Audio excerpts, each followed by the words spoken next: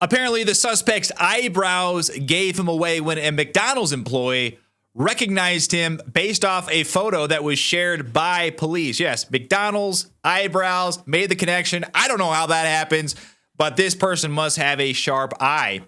But this is a arrest that has been made in connection of the assassination of Brian Thomson, the CEO of UnitedHealthcare, the largest insurance company in the United States. We have a name, we have a face, and I also have his X profile as well. But this is being reported on Fox News talking about this. This guy was arrested in a small town in Pennsylvania. Take a look. Well, we never know exactly how quickly these things are going to move. All morning I've been in Central Park as these dive teams have been doing everything they can to find what I was told was the weapon because they couldn't track it down. Now investigators and NYPD police sources here is telling Fox News that they believe they found a man who matches that same description of the gunman who killed that CEO in Midtown Manhattan. They found him at a McDonald's in Altoona, Pennsylvania. Okay, that's like a 5-hour drive from where we are right now. We knew that the person of interest had possibly hopped on a bus and fled town. Now we're being told they believe they have that person of interest in Altoona, Pennsylvania. So we kind of talked about this earlier when I checked in with you. Person of interest, suspect, they're keeping it at person of interest right now, and they're just saying he matches the description. But not only does he match the description for people watching at home, he also, according to investigative sources who are telling Fox News, he had the weapon they believe was used in this murder in his pocket. So this is what happens, I'm told, from police, and it's still developing. But this person's at this McDonald's in Altoona. We've been putting these pictures out all across the country because it's been a nationwide manhunt. So they've been asking people, do you recognize this man in the photo? We want to talk to him. We think he was linked to this ongoing investigation. Well, somebody, Harris, said that McDonald's in Pennsylvania recognized him, called it into local police, and here we are right now. So if this ends up panning out and they are going to question this guy in Pennsylvania, we could have a... Okay. First of all, let me interrupt just for a second. For a McDonald's employee to recognize this guy based off of this photo, as blurry and grainy as it is, bonkers to me. But hey, I'm not saying that it's impossible. It definitely could happen, but it is pretty crazy. A huge break in this case. This comes as that CEO is having a private funeral right now in Minneapolis area where he was from. He was just in town for business where he was gunned down. Back out here live, the question is, what's the motive at this time? Could it be linked to his job? Yeah. What exactly was Alexis, that all about? I want to bring my team in who's with me now so we can kind of work through all of the great reporting that you've just done. A suspected assassin was located, seen, witnesses were able to make a match at a McDonald's in Pennsylvania.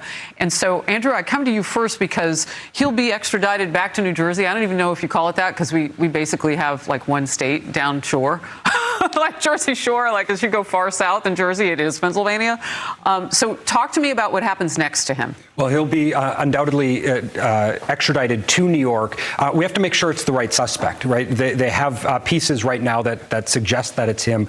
They're going to bring him back here, and then the prosecution begins, and that's a slow process. We can anticipate an indictment and other pieces along the way. So bonkers. Absolutely bonkers. And imagine this like some innocent guy that just walked in McDonald's and all of a sudden this McDonald's worker is like, it's him, and it's not him. That'd be crazy. Face all over the news. You're the guy and you're not. But apparently they're saying that it looks like maybe he was arrested with the weapon.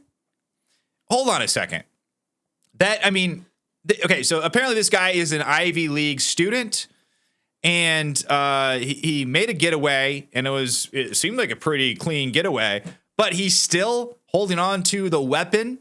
That seems a little bit kind of like a far reach, You don't have to be an Ivy League student to kind of make the connection that, hey, I should probably get rid of this weapon ASAP. This should be like after, getting out of the way, after maybe getting out of New York, getting rid of the weapon should be the second thing on my mind. So for him to be arrested with the weapon in a McDonald's, I feel like a normal person would make the connection. Like, let's get rid of the weapon first, and then we go eat my Big Mac. But this is breaking news. I'm going to go through this article and see what other details we can glean from this, and then we'll look at his Twitter/X page and see if there's anything that indicates that he might be a person that has this type of ideology that would go after a CEO of a large insurance company. New York Post says person of interest in fatal shooting of UnitedHealthcare CEO Brian Thomson, ID'd as Luigi Mangione. Italian, it looks like. So is the Italian mafia still alive? I don't know. It does sound like a nice Italian name. An ex-Ivy League student. The person of interest, let me zoom in here, nabbed in the killing of UnitedHealthcare CEO Brian Thomson is an anti-capitalist Ivy League grad. So that is definitely the type of person that would fit the profile that would do something like this and gun down a CEO of a mega corporation like UnitedHealthcare. But he liked online quotes from Unabomber Ted Kaczynski and apparently hated the medical community because of how it treated his sick relative, law enforcement told the Post.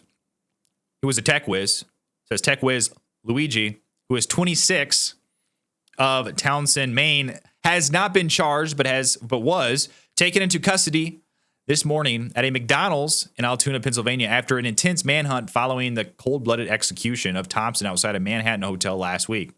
The former prep school valedictorian was caught with a gun, silencer, 4 fake IDs with names used during the killer's stunt in New York City, and a manifesto.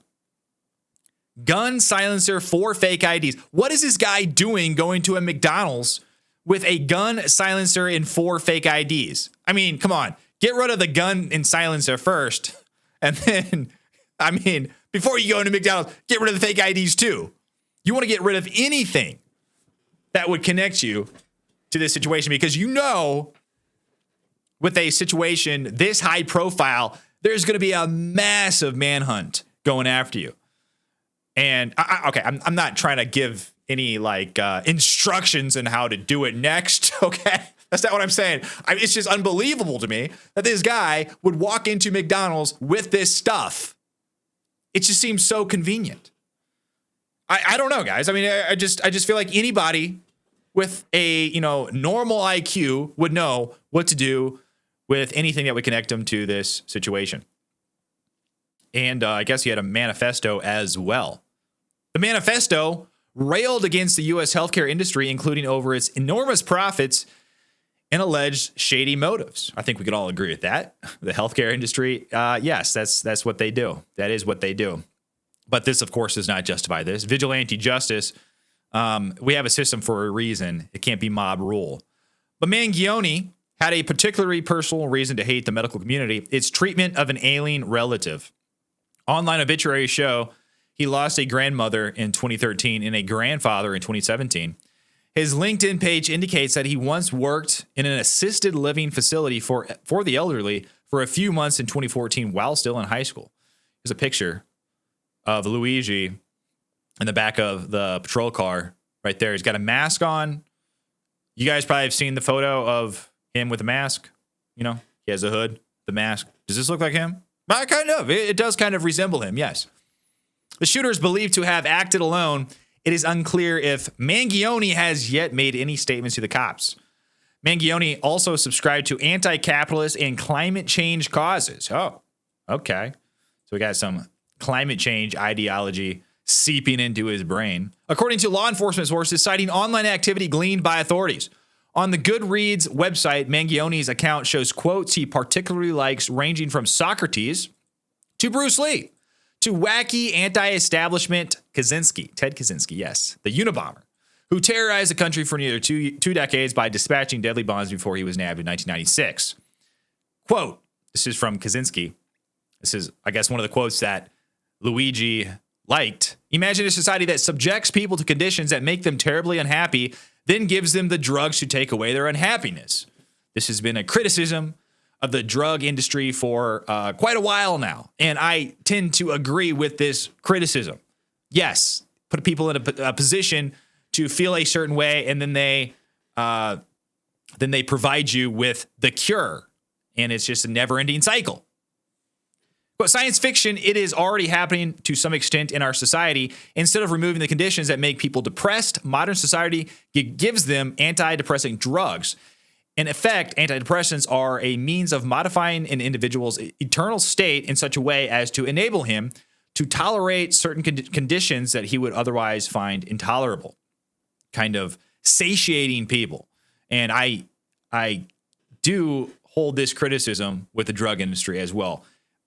Do I think that there is no use for some of these drugs? No. I think maybe in certain extreme cases there could be a use for drugs like that, but they are way over prescribed. And this guy, he took this ideology to an extreme to where he wanted to take matters into his own hands. Allegedly, we don't know it's this guy yet, but he felt a certain way about this, and he felt he had to do something about it, which it's unfortunate because that is what our justice system is for. Would Brian Thomson ever face any sort of justice in our society? I don't know. Probably not. And we don't know, how much involved Brian Thomson was in the day-to-day as far as, individual cases. And that's what a justice system is supposed to glean out. This is why we don't have individuals acting as judge, jury, and executioner, going out there and enacting justice just because they feel like there is something wrong. Mangione was valedictorian of his 2016 high school class at the Gilman High School in Baltimore, where he played soccer. According to online sites, high school tuition at the all-boys school is nearly $40,000 a year. So this is a smart guy. This is a guy who went to good schools, Ivy League schools, allegedly calmly assassinated a healthcare CEO, and then was caught 5 hours away in a McDonald's in Pennsylvania with all of the weapons and his fake IDs and a manifesto on his person. Come on. This does not seem real. He said at the time of graduation that he planned to seek a degree in artificial intelligence focused on the areas of computer science and cognitive science at the University of Pennsylvania, according to an interview with the Baltimore Fishbowl. He says in online posts that he graduated from the prestigious school with a master's of science in engineering and a bachelor's degree in the same field. His LinkedIn suggests he is a data engineer at a car company based in California, although he lists his current home as Honolulu in Hawaii. The state of the country's government and economy were apparently on his mind for years. He reposted a Wall Street Journal article on Facebook in 2019 titled "Obstacle to Deficit Cutting, a Nation on Entitlements." His Facebook account, which did not have any recent postings, says he is the co-founder of Uproar Studios, which describes itself as, quote, an app development startup founded to provide the simplest and most engaging gaming experience. While at Penn, Mangione appeared in an article in a student publication that praised him for starting up a student-run video game development club.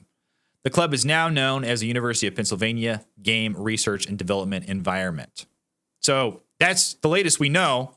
The suspect in the assassination of Brian Thomson, Ivy League student, or ex-Ivy League student, went to a private school that was very expensive, had, I guess, two relatives, a grandfather and grandmother, that died, and he blames the healthcare insurance industry for this.